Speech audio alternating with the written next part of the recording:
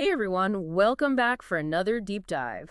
Today we're going where few have dared to go before. We're talking UFOs, and not just the usual sightings and stories. We're going deeper into the world of disinformation. That's right. We'll be exploring how the UFO phenomenon has been shaped not just by eyewitness accounts, but by deliberate attempts to mislead and manipulate. Our guide for this journey, Mark Pilkington's book, Mirage Men, a real eye-opener. It digs deep into how narratives around UFOs can be crafted and the impact they have, whether true or fabricated. It really makes you question everything you think you know about UFOs. No kidding. Pilkington actually shares his own UFO encounter in the book. Happened back in 1995 when he was on a road trip through Yosemite. Oh, wow. What happened? Well, he was with some friends changing a flat tire when they all saw these silent, hovering spheres in the sky. Silent spheres? Yeah, and moving super fast, they just vanished after a few seconds. Later, he even talked to a park ranger who said he'd seen similar weird stuff in the area.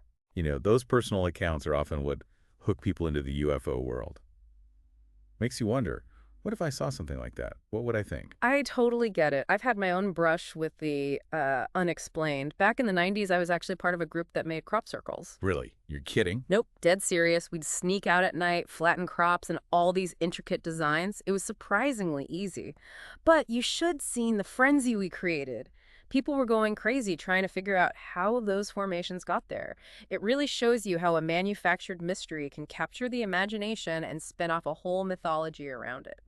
That's a perfect example of how human psychology feeds into this whole UFO thing. People crave the unexplained, and that craving can sometimes lead them down some, let's say, interesting paths. Absolutely. Speaking of paths, let's go back in time a bit.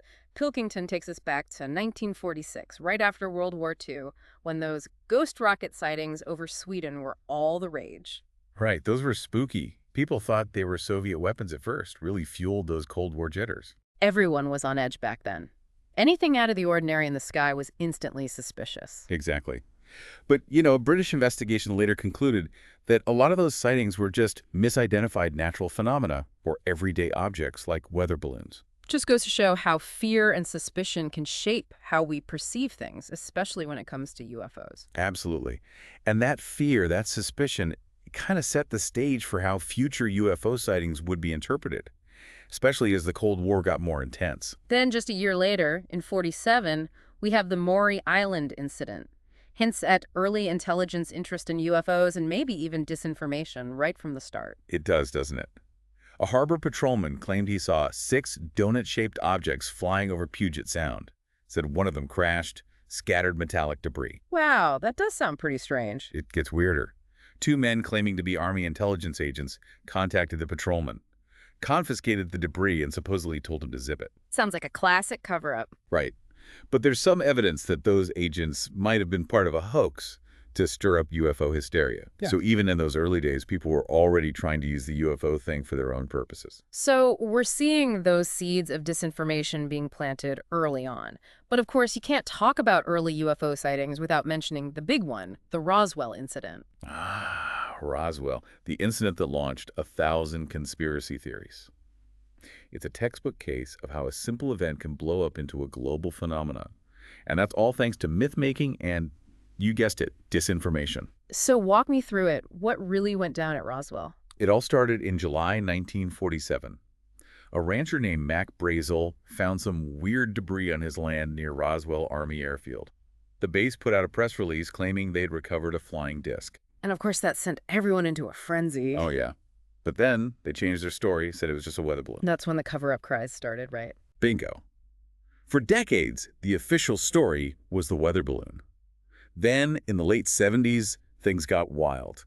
New witnesses popped up claiming to have seen alien bodies, a massive government cover-up, the whole 9 yards. And who doesn't love a good government conspiracy, especially one with aliens? Right, it captured people's imaginations like nothing else. The Air Force tried to debunk the alien thing in '95 with a report. They said the debris was from Project Mogul, a secret project using high-altitude balloons to keep tabs on Soviet nuclear tests. Okay, so that's the balloon part, but what about the alien bodies everyone claimed to see? Now, this is where it gets really interesting. The author of that Air Force report, a former disinformation specialist. You're kidding. So they had a disinformation expert debunking the alien story. It's true. And that little detail has fueled even more skepticism among UFO researchers. Wow, it's like they poured gasoline on the fire. So with Roswell, we're looking at a mix of real mystery, Cold War paranoia, and the very real possibility of deliberate disinformation. Exactly. It's a tangled web, that's for sure. And Roswell had a huge impact. It solidified the idea of a government cover-up and helped fuel the public's fascination with UFOs for decades to come. Really made people wonder what else the government might be hiding. Oh, yeah. And just a few weeks after Roswell, another big event happened that shaped the public's image of UFOs. This is where we get the term flying saucer. You mean Kenneth Arnold and his sighting? The one and only. Kenneth Arnold, a seasoned pilot, saw 9 crescent-shaped objects flying near Mount Rainier in Washington state. Described them moving like saucers skipping over water. And that image stuck. Suddenly, flying saucers were everywhere. It really took hold of the public's imagination. But here's the kicker. Arnold didn't stop there. He actually started investigating a supposed crashed saucer in the Cascade Mountains. He went looking for more evidence. Yep. He got an invitation from a harbor patrolman named Harold Dahl, who claimed to have found debris from a crashed disc on Maury Island. Hold on, Maury Island again. Is this connected to the incident we talked about earlier? It is. And get this, 2 Air Force intelligence agents, Frank Brown and William Davidson, got involved. This is getting complicated. Gets even crazier. Arnold, Dahl, and a salvage diver named Fred Chrisman met with the agents, supposedly gave them a box of debris. But then, get this, the agents' B-25 crashed on their way back to California. Both of them died. A plane crash. That's too much of a coincidence. Right. It's a bizarre twist. Some even say that Davidson refused to abandon the mysterious cargo, whatever it was. That's creepy and adds another layer to this whole thing. Was it a real attempt to investigate a crashed saucer, or were they involved in something more, hush-hush? It's impossible to say for sure. But this story, mixed up with Maury Island and the deaths of those 2 agents, really shows you how murky those early UFO investigations were. It's a mix of genuine curiosity, Cold War paranoia, and the potential for things to be, let's say, manipulated and kept secret. It really makes you wonder how much of the official story you can believe. Exactly. And that distrust was only amplified by the fact that everyone was already paranoid about the Cold War. People were worried about Soviet spies, nuclear war, who knows what else lurking in the sky. It was the perfect recipe for conspiracy theories. And like Pilkington points out, the CIA knew this. They saw the flying saucer phenomenon as a tool, a way to influence people, play mind games. That's a key point. The CIA, especially during the Cold War, was all about shaping how the public saw things, influencing events around the world. And the UFO craze, it was a golden opportunity. So they were using it to their advantage. It sure seems that way. We know they were involved in programs designed to sway public opinion, and the UFO phenomenon fit right in with that. One of their main goals was to downplay UFO sightings, to make people think they were imagining things, then debunk those sightings to create doubt. A classic disinformation tactic. Make people question what they saw with their own eyes. You got it. They set up programs like Project Grudge, and later, the more famous Project Blue Book, all to investigate and dismiss UFO reports as misidentified stuff, hoaxes, or mass hysteria. Basically, they were trying to control the narrative. Exactly. But there's evidence that suggests the CIA might have gone even further. What do you mean? Remember Edward Landale, the guy who developed radar spoofing during World War II? Yeah, wasn't he involved in something that tricked enemy radar into seeing phantom aircraft? You got it. It was called the Aswang experiment. They created fake radar echoes to mess with the enemy. Are you saying the CIA might have used that same tech to create fake UFO sightings? That's the theory. Think about it. This was the Cold War. They wanted to use those fake sightings to test radar operators, sow confusion, maybe even make the Soviets think the U.S. had some crazy advanced tech. That's insane. They're playing a dangerous game. A very dangerous game. And it gets even more complicated. It wasn't just government spreading disinformation. Some people saw the UFO craze as a chance to make a quick buck or get famous. Like George Adamski, the guy who claimed he met Venusians. Exactly. Adamski was a smooth talker who became super popular in the 50s, claimed he met aliens, flew in their spaceships, even took pictures of them. I remember seeing his book Pioneers of Space when I was a kid. It had all these blurry photos of what looked like flying saucers. Well, Pilkington doesn't buy it. He lays out evidence suggesting those Venusian spacecraft were just model kits, and the aliens were probably just buddies dressed up in costumes. Another manufactured mystery. Seriously. It seems that way. But Adamski's story shows how easily people can fall for these stories, especially when they promise contact with something, well, alien. We're all looking for connection and meaning, and that can make us easy targets for manipulation. It's fascinating and a little bit scary to think about. I know what you mean. It makes you wonder, how do we navigate all this? The sightings, the government secrets, people looking for fame, pushing their own agendas. How do we separate fact from fiction? Those are questions we'll keep digging into as we explore more of Mirage Men. It really makes you wonder, how these stories, whether they're real or made up or somewhere in between, how they can just take off and become like their own thing. But Mirage Men goes even deeper. It digs into how entire disinformation campaigns were orchestrated, often targeting specific people in the UFO research community. Yeah, that's right. And one of the most mind-blowing examples is the story of Bill Moore. He was a big-time UFO researcher who dropped a bombshell at a UFO conference in 1989. What did he do? He admitted to spreading disinformation about a supposed alien crash retrieval. Whoa, that had to shake things up. Oh, it did. Moore confessed that he'd been working with Richard Doty, an agent from the Air Force Office of Special Investigations, AFOSI. They were planting elaborate stories with another UFO researcher, a guy named Paul Bennewitz. Bennewitz, wasn't he the one convinced he was seeing alien activity near Kirtland Air Force Base? That's the guy. Uh, Bennewitz was a businessman who had a company near the base. Back in the 70s, he started noticing strange lights, electromagnetic signals, the whole works. He was convinced aliens were operating in the area. so how did Doty and Moore get involved with him? Moore claimed he was contacted by someone in the intelligence community, a mysterious figure he called Falcon. Falcon, like a code name. Right.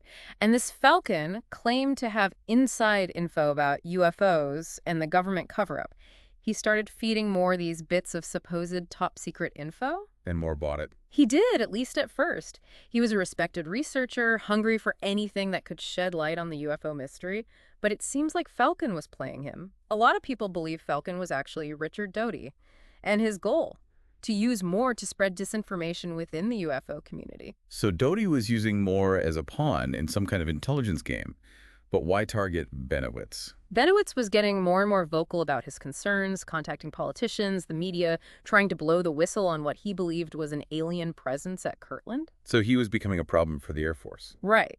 They might have seen him as a security risk, snooping around, intercepting communications, potentially attracting attention to sensitive military activities. Makes sense. By feeding him fake intel, they could discredit him, make him look like a cook. Exactly. Neutralize him as a threat. But there's another theory, even more interesting. Some researchers think the disinformation campaign wasn't just about protecting routine military activities at Kirtland. Okay, now we're talking. What else could it be? Some think they were protecting something much bigger. There were whispers that Kirtland was involved in super classified research, maybe even reverse engineering alien tech. Well, hold on. Reverse engineering alien tech. That sounds like something out of the X-Files. I know, right? But if it was true, it would make sense for the Air Force to create a diversion, to throw everyone off the scent. They could feed Bennewitz these wild stories about aliens to cover up what they were really doing. So they're using the UFO myth as a shield for something even more secret. Clever. And the way they did it was pretty slick. Doty and Moore started by feeding Bennewitz info that confirmed his suspicions, made him think he was onto something big. Then, they slowly ramped up the stories, adding more and more outlandish details, making him seem more and more paranoid. Like they were deliberately messing with his head? Exactly. Gaslighting him. They told him about secret underground bases, alien autopsies, government conspiracies. They even planted fake evidence like metallic objects, documents with weird symbols. It's amazing he didn't completely lose it. He did. Bennewitz's mental health went downhill, and he eventually had a breakdown. It's a tragic story that shows disinformation campaigns aren't just some abstract game. They can have real, devastating consequences for people. It's a chilling reminder of how powerful information can be, how it can be twisted and used against people. And what's really unsettling is that Bennewitz wasn't the only one. That's right. Mirage Men is full of examples of how the UFO myth was used to manipulate, mislead, and control information, even within the intelligence community itself. It's hard to tell where genuine investigation ends and deliberate deception begins. A real hall of mirrors. So we know the Air Force was deeply involved, the CIA was playing its own games, but what about the NSA? Were they mixed up in all this too? The NSA, they're always super secretive. But there's some evidence they were at least monitoring the UFO community, probably manipulating it too. Remember, they were tasked with intercepting and analyzing communications. And during the Cold War, anything about advanced technology, even potential alien tech, would have been a big deal. So they were watching UFO researchers looking for leaks of classified info, but some think they went further, right? Some think the NSA might have beamed fake signals to Bennewitz and other researchers just to confuse them, lead them on a wild goose chase. They could basically create their own UFOs using electromagnetic signals to generate fake sightings. Wow. If that's true, it means the manipulation was way more sophisticated and widespread than we thought. But here's the thing that really gets me. These disinformation campaigns didn't start with the Cold War. They're still going on today. Yeah, that's true. And one of the most fascinating examples of this is the Serpo hoax. It popped up online in the early 2000s. Serpo. The story about a secret exchange program between the U.S. government and aliens from the planet Serpo. I remember that one. It was so detailed, so elaborate. Some people swore it was real. That's the hallmark of a good disinformation campaign. It's so well crafted that it's hard to see through the smoke and mirrors. Pilkington makes a strong case that the Serpo story was planted by anonymous sources inside the intelligence community. So another fake story to mislead UFO researchers. But why? What's the point of creating something so intricate, so outlandish? There are a few theories. One is that it was a way to discredit real UFO research, lump it in with this obviously fake story to muddy the waters, make it harder for people to separate truth from fiction. So create confusion, make people dare everything about UFOs. Exactly. But there's another theory that's even more interesting, maybe even a little creepy. Some researchers believe the Serpo hoax was designed to prepare us for the eventual reveal of real alien contact. Hold on. You're saying they were using a fake story to slowly get the public used to the idea of aliens being real. Isn't that a bit far-fetched? It does sound crazy, I know. The idea is to put out a story so wild that when the real truth, whatever it is, comes out, it won't be such a shock. I guess that makes sense strategically. If the government really did have proof of aliens, they wouldn't just announce it out of the blue. They'd have to ease people into it. Right. In a well-planned disinformation campaign, slowly feeding people bits of information to soften the blow could be a way to do that. It's mind-blowing. Right. But I'm still a little skeptical. Disinformation to hide secret projects, okay, I get that. But to get us ready for alien disclosure, that's a tough one to swallow. I hear you. It's a bold claim. But remember, we're talking about intelligence agencies that have a history of manipulating information and shaping public perception. And Pilkington points out that sometimes the most effective disinformation campaigns have a bit of truth mixed in. They blend fact and fiction so well that it's impossible to tell where one ends and the other begins. They create a world where we don't know what's real anymore. That's it, exactly. And that's the core of what Mirage Men is really about. It's not just about UFOs. It's about the power of stories, how they shape our view of the world, and how easily they can be manipulated. It reminds us that we need to think critically, question everything, especially when it comes to something as mysterious and captivating as UFOs. Absolutely. We all want to believe, right? We want to find meaning in the unknown. But we also need to be aware of the people and organizations that might be trying to shape our beliefs, the ones pulling the strings behind the scenes. So, in a way, we're all susceptible to becoming Mirage Men ourselves. We create our own illusions based on incomplete information and wishful thinking. That's a great point. And it's something we all need to think about as we navigate this world where information is everywhere and it's hard to know what to trust. Especially with the internet blurring the lines between truth and lies. Being able to think critically is more important than ever. It's kind of scary when you realize how easily, we can be fooled. Especially when the information plays on what we really want to believe, our hopes and fears and all that. But what I find interesting about Mirage Men, and maybe a little reassuring, is that it doesn't lay out this big conspiracy theory where some all-powerful group is controlling everything. Yeah, Pilkington suggests that it's more about individuals, people within the intelligence community who see a chance to use, the public's fascination with UFOs, use it for their own benefit. Not some big master plan, but individuals seizing opportunities, sometimes for personal gain, sometimes to keep secrets, sometimes maybe just because they can. So it's not like some evil mastermind pulling the strings, but that almost makes it creepier, right? Because it's more chaotic. Yeah. More unpredictable. It does, doesn't it? It's less about a single story and more about all these tangled motives and actions. It's really hard to figure out what's going on. But it brings up another question. Why are these disinformation campaigns still happening today? I mean, the Cold War is over. What are they trying to hide now? That's the question that keeps bugging me. Is it just, like, old habits, Well, a leftover thing from the Cold War? Or could it be, like some people say, that they're getting us ready for something huge, something that would change everything, like real alien contact? it's a possibility that Pilkington talks about. He doesn't claim to have all the answers, though. He leaves us with more questions than answers. But one thing's for sure, the UFO phenomenon, whether it involves real aliens or not, is tangled up with disinformation and manipulation. It's almost impossible to separate them. Makes you wonder if I'll ever be able to sort it all out. To really know what's real and what's a lie, it feels, I don't know, impossible. It is a huge challenge. Mm. And it's even harder now with the internet. Information, whether it's true or false, spreads so fast.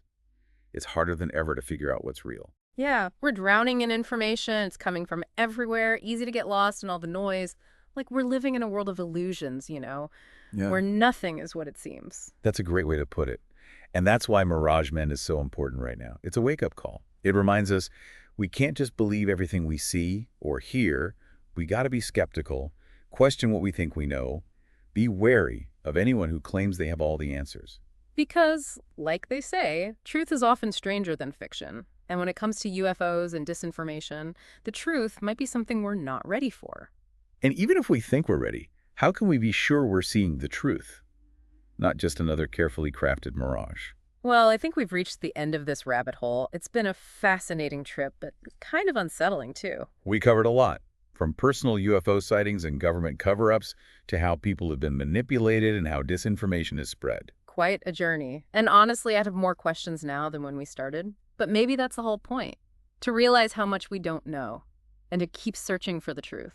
That's right. And as we keep searching, we need to be aware of the things that might be trying to lead us astray, trying to shape how we see things, to control the story.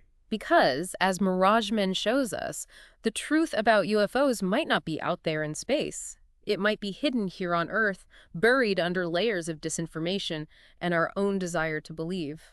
So as you keep looking into UFOs, remember to be critical of what you find.